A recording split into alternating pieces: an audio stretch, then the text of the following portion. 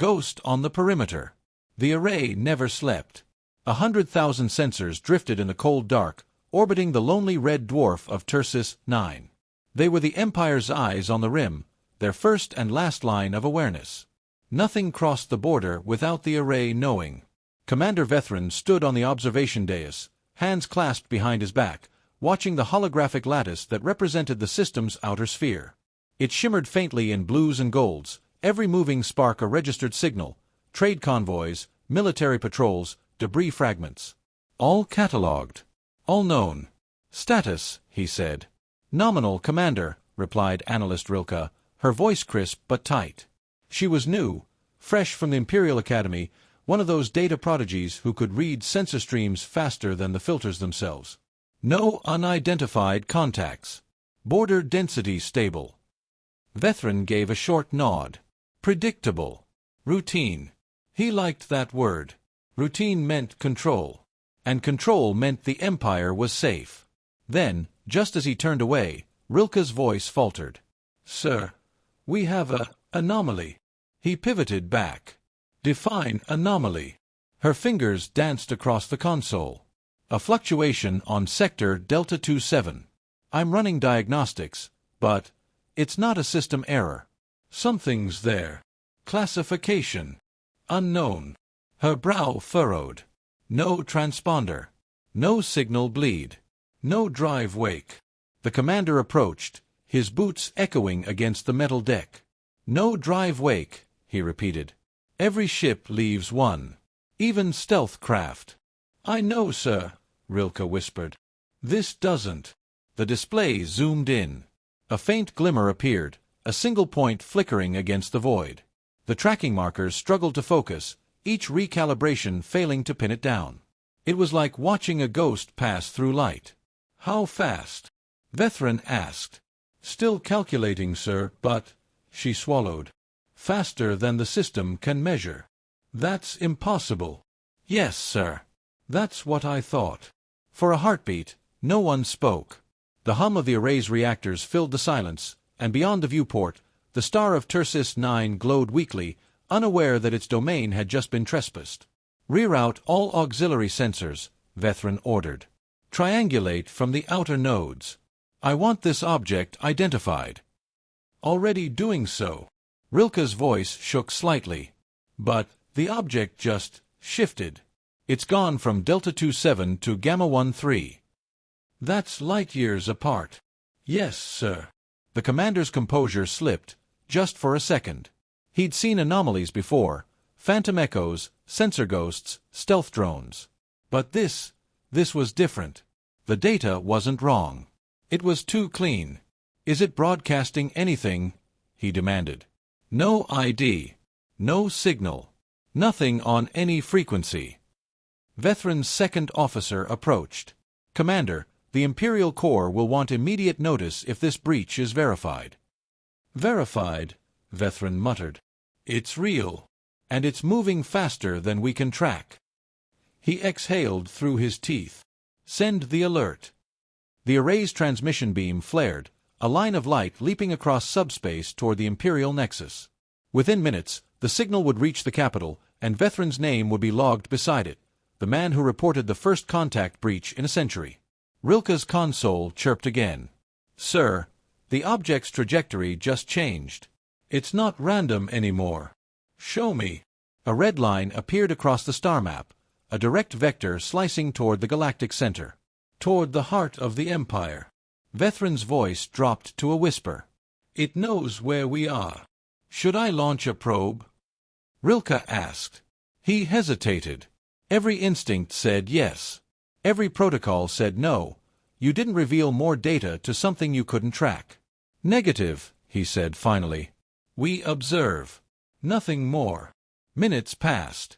The contact accelerated beyond measurable thresholds, crossed the array's perimeter, and vanished from all scans. One instant there, the next, gone. Not jumped, not cloaked, not destroyed. Simply erased from existence. Silence returned to the control chamber. Even the reactor hum seemed distant now. Rilke looked up, pale. Sir, should I file the closure? Vethrin stared at the empty map. No. You can't close what never existed. She hesitated, then added quietly, Then what do I put in the report? The commander straightened his uniform, his eyes still fixed on the void. Exactly what happened, he said. Then, slowly, he dictated the entry himself.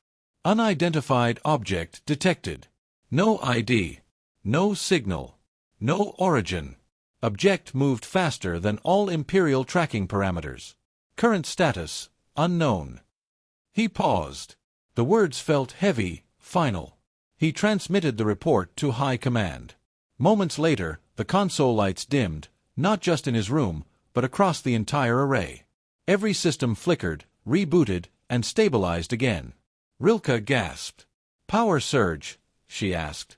Vethran didn't answer. He looked at the holographic map. For an instant, just one, the anomaly reappeared. Not outside the border, not beyond the rim. Inside the array.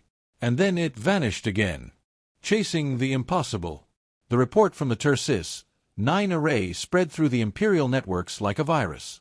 By dawn cycle, it had reached the Central Strategic Intelligence Bureau, and by dusk, the High Admiralty. 3,000 light-years of command chains collapsed into a single line of alarm. No ID. No signal. No origin. Object exceeds trackable velocity. No one believed it, not at first. The Empire had ruled the stars for 10 millennia.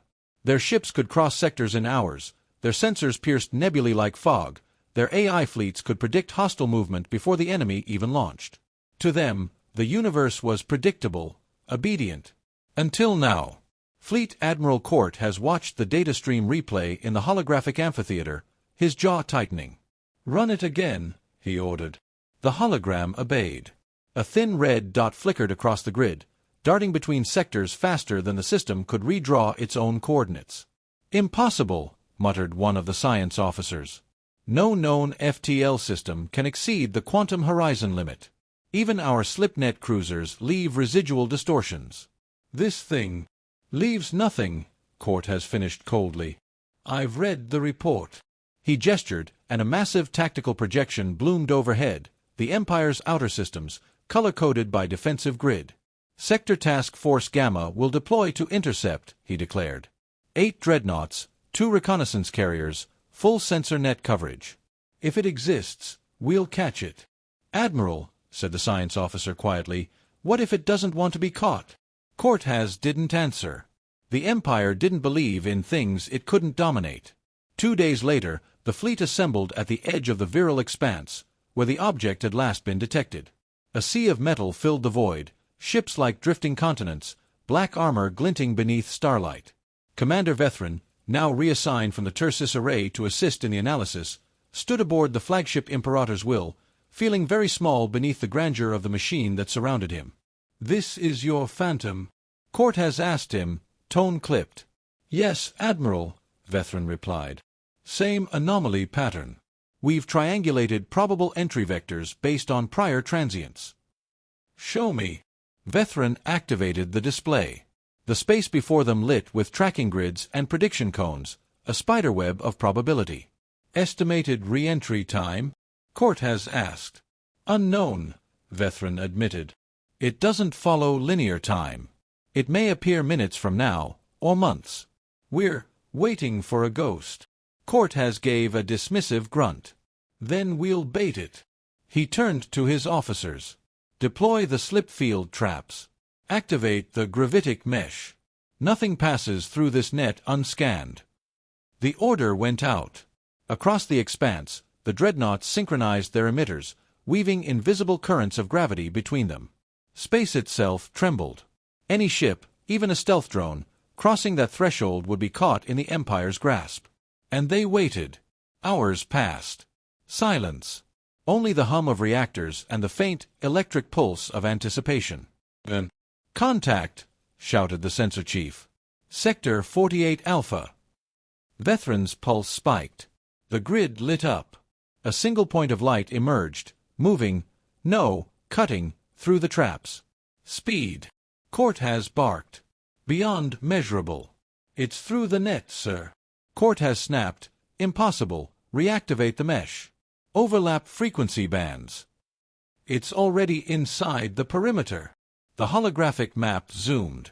The object phased straight through the first wave of dreadnoughts, their massive guns swiveling helplessly. Every lock attempt failed. No heat signature. No quantum wake. No mass displacement. It wasn't evading, it was ignoring them. Visual feed, Court has ordered. A dozen cameras fed static, then clarity, a blur of light, faintly metallic, streaking like a comet. No hull markings. No visible drive. Just motion, effortless, perfect. Track it. Vethran shouted. I can't, cried the sensor chief. It's not bound to real space parameters. The object halted, for a fraction of a second, right in front of the Imperator's will. Then a pulse flashed across every screen. Instruments overloaded. The lights flickered, dimmed. And on the central display, a single symbol appeared, glowing faintly amid the static. A human handprint.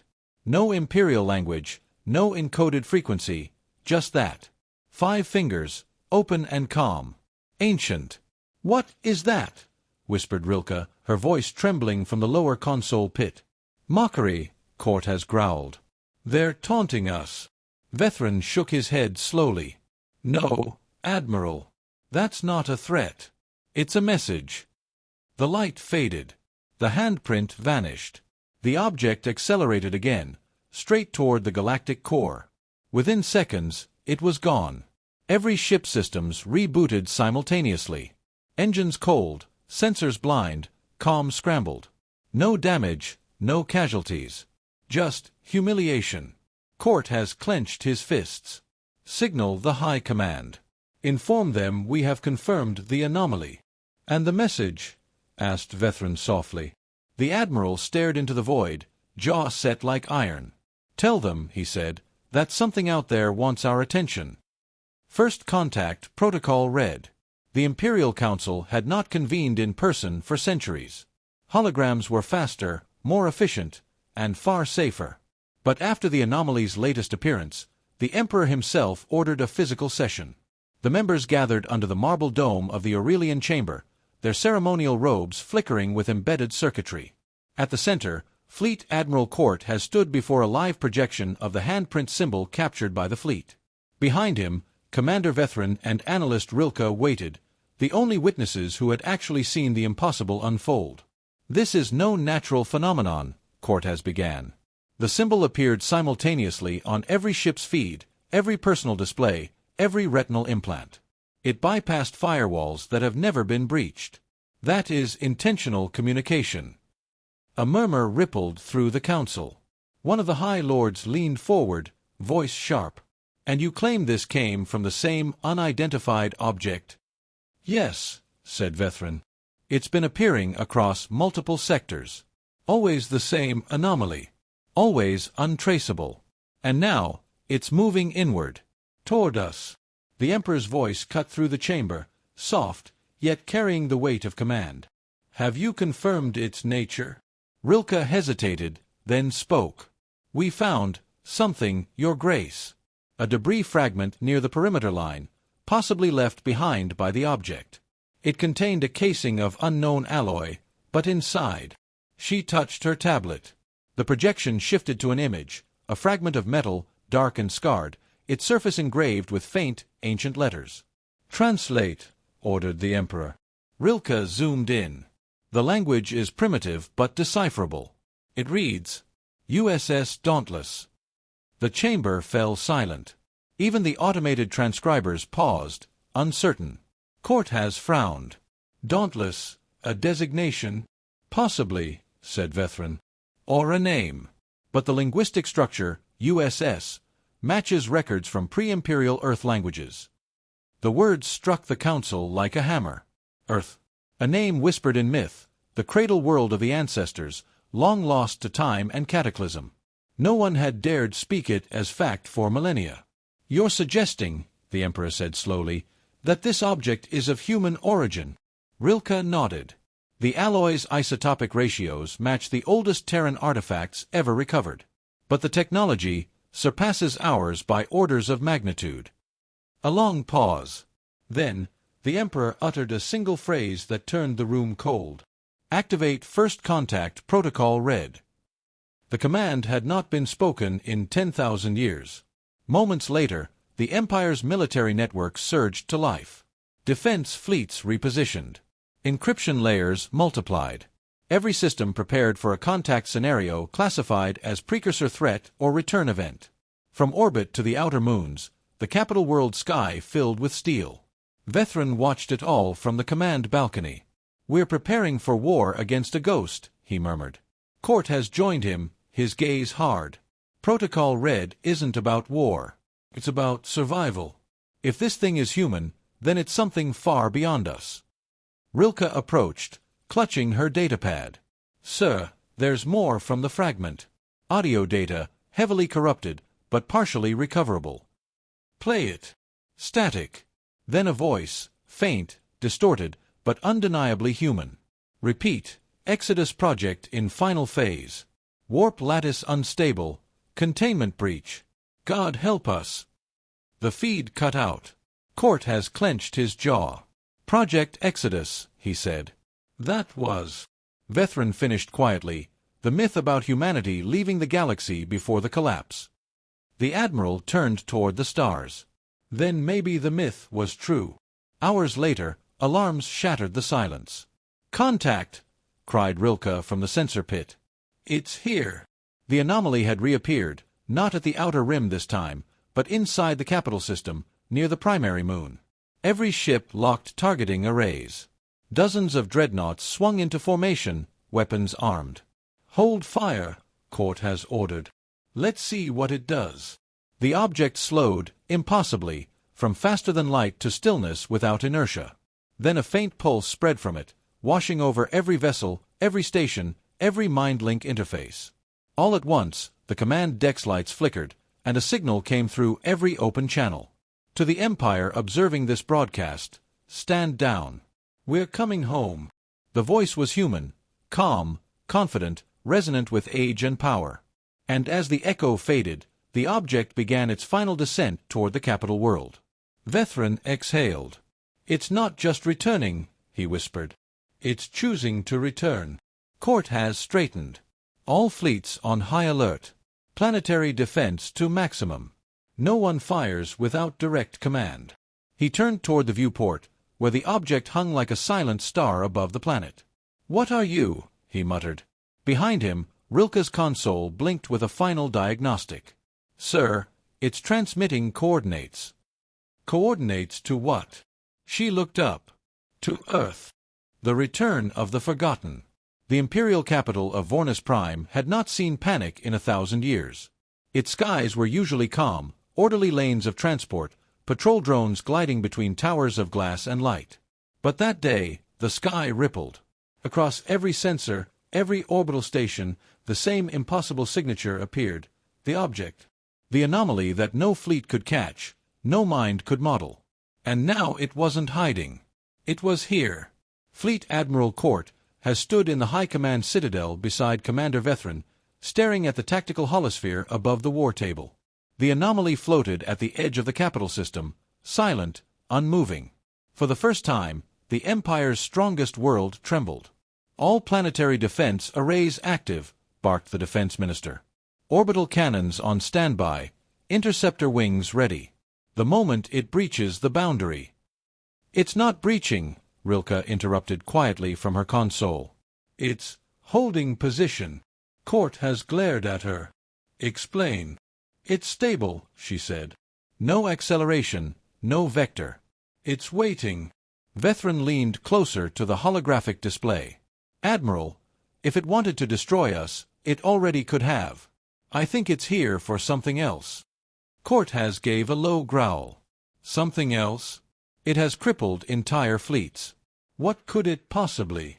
Then the signal hit. Every system flickered. The lights dimmed, then stabilized. Across the room, comm screens came alive with a single phrase, broadcast on every known frequency. To the Empire observing this broadcast, "Stand down. We're coming home." No language barriers, no distortion. The voice was clear, human, unmistakably so. But the Empire had long forgotten what that word truly meant. The council chamber erupted in disbelief. "Human! Impossible!" one minister shouted. "The human species went extinct during the precursor collapse," said another. "Mythology!"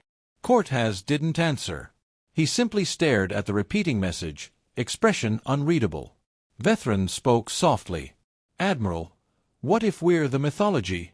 Hours later, the object began to move, slowly, deliberately, into orbit around Vornus Prime. It wasn't large, barely the length of a frigate. Yet every instrument insisted it carried a mass equivalent to a moon. Physics trembled just to describe it. Rilke whispered, "It's impossible," like it's folding space around itself. Cortez stood. "Activate First Contact Protocol Red. All non-essential systems offline. Bring the capital's defense grid to maximum readiness." The fleet aligned in orbit, hundreds of starships glittering against the curve of the planet. A wall of iron and pride, weapons humming. Then, before anyone could act, the object split open. Panels of mirrored alloy unfolded like petals, revealing a core of shifting light. The glare faded, and a figure appeared. Not biological, but human in form. A projection, standing tall upon the flagship's bridge, visible to all ships at once. It looked at them, calm, ancient, patient. "I am Athena," it said, "custodian of the Exodus fleet. You are children of our legacy, descendants of Earth." No one moved. Even Cortez was silent. "Impossible," whispered Rilke. "Humanity died out millennia ago." Athena tilted her head slightly. "Humanity did not die. We left. We evolved. We became light crossing the void. We built empires, burned them, and learned. You," she looked across the assembled officers, "are the fragments that remained." Vethran stepped forward, heart pounding. "Then why return now?" "Because the stars remember their makers," Athena said. "And the makers remember their children.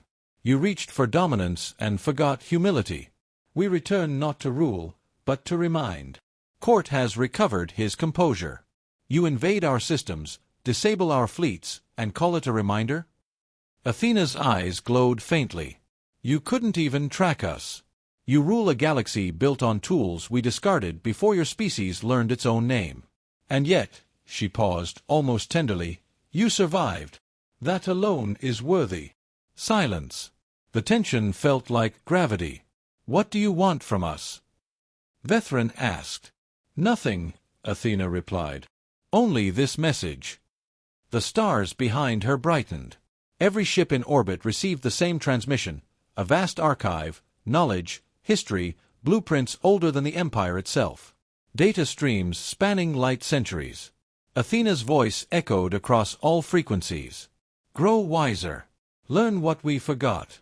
Do not repeat our wars. We are leaving the galaxy again, but you will not be alone." Then the light collapsed inward.